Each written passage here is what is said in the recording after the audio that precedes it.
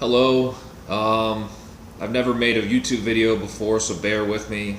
The only reason I wanted to do this was to share my story about my struggles with anxiety and panic disorder and depression. It's something that I've struggled with in the past, and I've currently found myself in another rut, so to speak, lately. Um, yeah, so my first panic attack I had back in college. It was a result of a lot of abuse of Adderall and studying and being under a lot of pressure. So the first occurrence came on a plane, unfortunately, and then in a car uh, when I was about 22. Um, and then I've had panic attacks throughout most of my adult life that I've struggled with. But for me, I think personally, uh, the anxiety leads to depression. Depression doesn't lead to anxiety. I have a very obsessive mind that tends to get in these negative loops, and I can't get out of them. And honestly, I'm realizing more it's along the lines of winter time too. I tend to get more down and anxious whenever it's winter time. Um, but my father suffered from a panic disorder. I don't think he was diagnosed, but I remember as a kid him having a panic attack and thought he was dying when I was around 7, and him being rushed to the hospital. To which case they found out that he had no problems. It was just anxiety. So I think I fall in my father's footsteps, and unfortunately, I've gotten counseling for having panic disorder, anxiety, what have you. But it's something that I struggle with, and lately, I've been looking for a new job, so I've been interviewing, and I accepted the new role. However, now it's been a month removed, and I was stressed before that, and I got to say that the anxiety now has led to depression. So that's where I'm at today. I just thought this would be a great avenue to talk about it and have other people comment and share their own personal stories.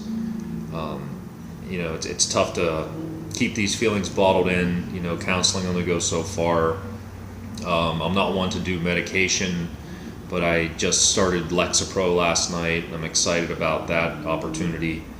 I'm an otherwise healthy guy, eat healthy, work out, take vitamins and minerals to help support my body, but sometimes you need more than that. And in this rut, I've decided to take Lexapro. I got it from an urgent care yesterday. But the thing for me is it's tough because I don't want to lose things in my life. I don't want to lose my job. I don't want to lose my relationship with my amazing girlfriend. But some days I just feel so overwhelmed with anxiety and fear that I don't know any other avenue other than to hide. You just want to stay in bed. You don't want to get up. You don't want to go out. So that's kind of where I've been battling the last month, and now ultimately I've sort of fallen into that rut where every day is kind of like walking through tar. As soon as you wake up, the mind starts racing, and I realize for me, most of my anxiety is in the morning to early afternoon. It seems as the day goes on, I tend to settle down a bit. But there's situational triggers where, for me, it's interesting because my panic attacks, my first ones were in a car with my parents, were on a plane, and those tend to arouse the most fear out of me currently, whether not when I'm driving by myself, but if I'm driving with anyone else, I tend to get those feelings of what if I have a panic attack. And obviously flying on a plane causes a lot of fear and anxiety for me. Usually in the past, if I've flown, if I didn't have it, Xanax or some type of medicine, I would just get really drunk before I got on the plane. And I have gotten counseling. I've went to 2 sessions. I need to go to more.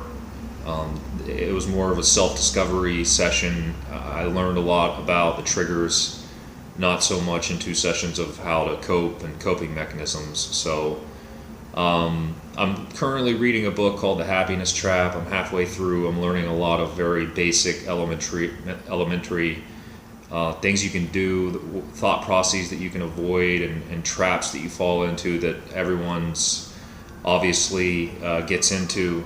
Like I've said, for me, it's just the recurring negative thought pattern, the what if, it's on a loop that I can't get out of, and the more that I think about it, the worse that it gets, and it kind of spirals out of control. I think everyone deals with anxiety on a day-to-day basis, but as a mental disorder, it's something about it that it seems like it can't be defeated. And for me, the stress of looking for a new job and all the stress of going to the interviews and trying to keep the demons at bay. And when I say demons, I mean the panic. My big fear is, what if I have a panic attack in the interview, or I'm driving with friends somewhere, and it sort of feeds itself unwantedly. But unfortunately, that's the world I live in. And sometimes it's better than others, and sometimes it's not. But recently, I think with all the stress and anxiety that I've had, looking for a job, it's just been overwhelming. And now I realize more than ever that I got myself into this situation, and I'm gonna have to get myself out. I gotta eat healthy, and as hard as it is to force yourself to work out, I've been running more, just trying to sweat as much as possible. My sleep, in the past, I was depressed pretty bad, and I would say moderately in 2015 after getting out of a pretty serious 2.5 year relationship. Even though I was the one that cut it off, being alone for the first time in a while, it was difficult, and I hit a rough patch. And at that point, I thought I could do it and manage it alone, but I ended up getting on Cymbalta for I think 2.5-3 months. It was a short stint, and it did its job, but I had a lot of side effects of heart racing, sweating profusely, high blood pressure, things of that nature, that it just was unwanted, and I finally tapered off, and it was tough to get off. But during that time, though, I had met another amazing girl, and I think that was, as I look back, it was less about the medication and more about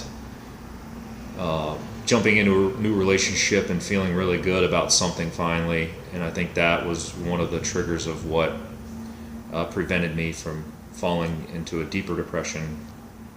But so I'll keep it to that. I just wanted to use this as an avenue to get the word out.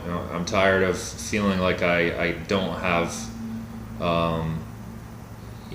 the capacity to talk and hear about other stories, and I enjoy watching YouTube videos of people that struggle with the same things, and hearing about their past and what they do. And we're all in this battle together, and I just think that anything can help, and that's why I made this sort of video journal, if you will. And I'll probably continue to track my progress. I'm a fighter. I always have been. So anytime I've gotten down in the past, I've found a way out, and I know that's going to happen this time. I just want to hear what you guys think. Leave a comment.